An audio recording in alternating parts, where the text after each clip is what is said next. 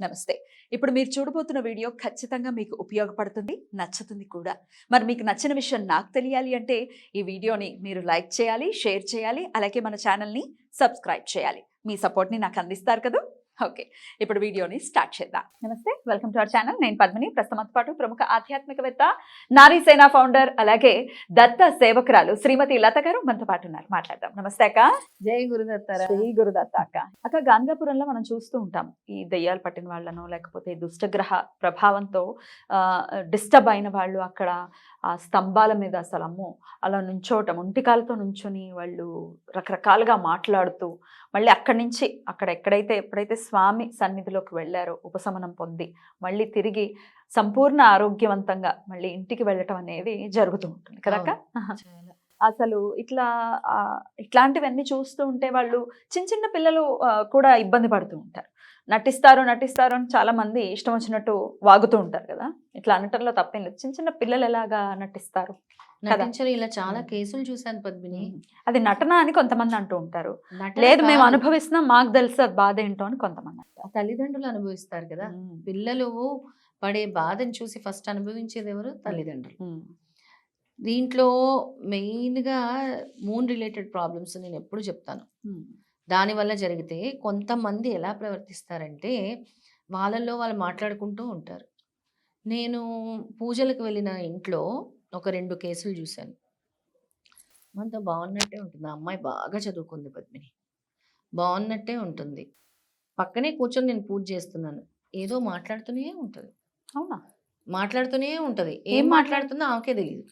అసలు లాంగ్వేజ్ అర్థమవుతుందా? ఆమెలో ఆమె మాటలు అంటారు కదా, ఆమెలో ఆమె మాటలు. చేస్తున్నావా, నన్ను పిలుస్తున్నావా? నేను అడిగాను, ఎవరితో మాట్లాడుతున్నావు అని. ఎవరితో మాట్లాడుతున్నావు? నేనే మాట్లాడుకుంటున్నాను, నాతో మాట్లాడుతున్నారు. ఎవరు మాట్లాడుతున్నారు? డైరెక్ట్ చెప్పారా? బాబోయ్. ఎవరు మాట్లాడుతున్నారు? ఎవరో మాట్లాడుతున్నారు. ఆ అమ్మాయి మళ్ళీ బాగా చదువుకుంది, కానీ ఆ అమ్మాయిలో ప్రాబ్లం ఏంటంటే మైండ్ అంటే కాన్సన్ట్రేషన్ ఉండదు. మాట్లాడుతూనే ఉంటుంది. మర్మరింగ్ అంటారు కదా, దాన్ని ఏమంటారు? ఇంకా ఎవరితో మాట్లాడుతుందో మనకు ఎవరికి అర్థం కాదు. But back of the mind మాట్లాడుతూనే ఉంటుంది. అది ఒక ప్రాబ్లం. ఇంకొంతమంది ఉంటారు మామూలుగా వాళ్ళు నార్మల్గానే కనబడతారు, కానీ దేని మీద ధ్యాస ఉండదు పద్మిని. ఈ 2 కేసులు పూజలకు వెళ్ళినప్పుడు చూశాను అసలు నేను. ఇంకా 2 కేసులు కూడా చెప్తాను. దేని మీద ధ్యాస ఉండదు వాళ్ళకి. పిల్లలు పుడతారు కదా, పిల్లల్ని చూసుకోవడం కూడా తెలియదు. అయ్యో. వాళ్ళే అంటే ఇవి కొంతమందికి ఆఫ్టర్ డెలివరీస్ వచ్చే ప్రాబ్లం. పాపం ఎందుకు వస్తాయో తెలియదు, కానీ అది సడన్ అది ఒక రకమైన డిప్రెషన్, పోస్ట్ పార్టం డిప్రెషన్ అవ్వచ్చు, లేదంటే ఏదో సడన్ గా అందరికీ రాదు, వెరీ రేర్ కేసెస్ లో వస్తుంది. మైండ్ అసలు పనిచేయదు వాళ్ళకి. అప్పటి వరకు బాగానే ఉంటది. ఆఫ్టర్ డెలివరీ అసలు తన బిడ్డను చూసుకోవాలని తెలియదు, తన మట్టుకు తను తింటుంది, బిడ్డకు పాలు ఇవ్వాలని తెలియదు, ఏదో లేస్తున్నాను ఉన్నాను అన్నట్టు ఉంటుంది. అట్లాంటి వాళ్ళని కూడా చూసారా? అలాంటి వాళ్ళని చూశాను. మనతో పాటే గాన్గాపూర్ 2 వచ్చారు యాత్రకి. ఆ 2 కూడా అంతే.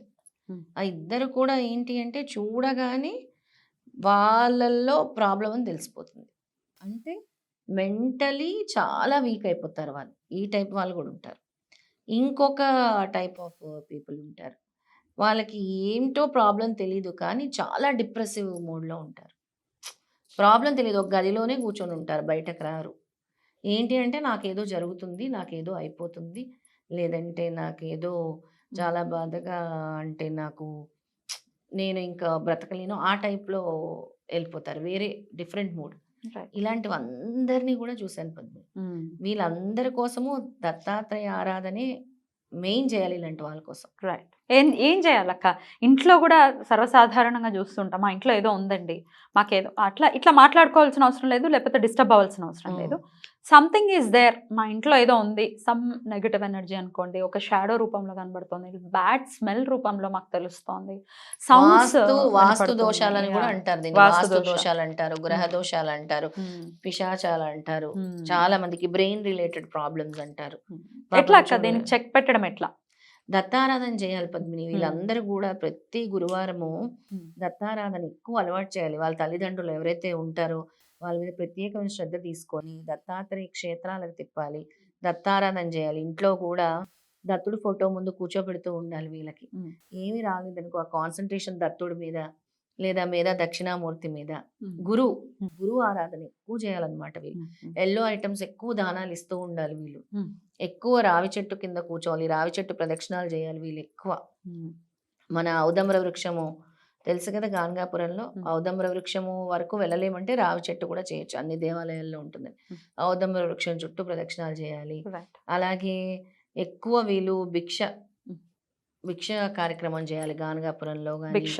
ఎక్కడైనా, ఏ దత్తక్షేత్రమైన పిఠాపురం కానీ కురపురం కానీ. రైట్. అట్లా సఫర్ అవుతున్న వాళ్ళు అసలు మేము ఎక్కడికి రాము, మేము ఆ గుళ్ళకి రాము అని ఖచ్చితంగా ఇబ్బంది పెడుతూ ఉంటారు కదక్క. వాళ్ళని తీసుకెళ్ళడం కూడా చాలా చాలా కష్టం. కష్టం. వినరు మాట, ఫస్ట్ మాట వినరు. ఎట్లా హ్యాండిల్ చేస్తారు అక్క అట్లాంటి సమస్యలు? ఇలాంటి వాళ్ళ కోసము కూడా దత్తాత్రేయ స్వామి ఒక స్తోత్రం చెప్పారు. వాళ్ళు చేయలేకపోతే వాళ్ళ తల్లిదండ్రులు చేయాలి. వాళ్ళ తల్లిదండ్రులు, భార్యో, అక్క చెల్లెళ్ళు, ఎవరైనా, తల్లో అక్కో అన్నయ్యో ఎవరుంటే వాళ్ళ కోసం చేయాలి. చెప్తారక్క. క్యాన్సర్ లాంటి రోగాల్ని నయం చేసిన దత్తుడు ఇవి చేయడా పద్మిని, నమ్మకం ఉండాలి. అక్కడికి వచ్చినప్పుడు చూసాం కదా మనం, పిశాచ బాధలు ఉండే వాళ్ళందరూ దెయ్యాలు పట్టిన వాళ్ళు డ్రమ్స్ మోగుతుంటే ఏ విధంగా ప్రవర్తించారు గాన్గాపురంలో.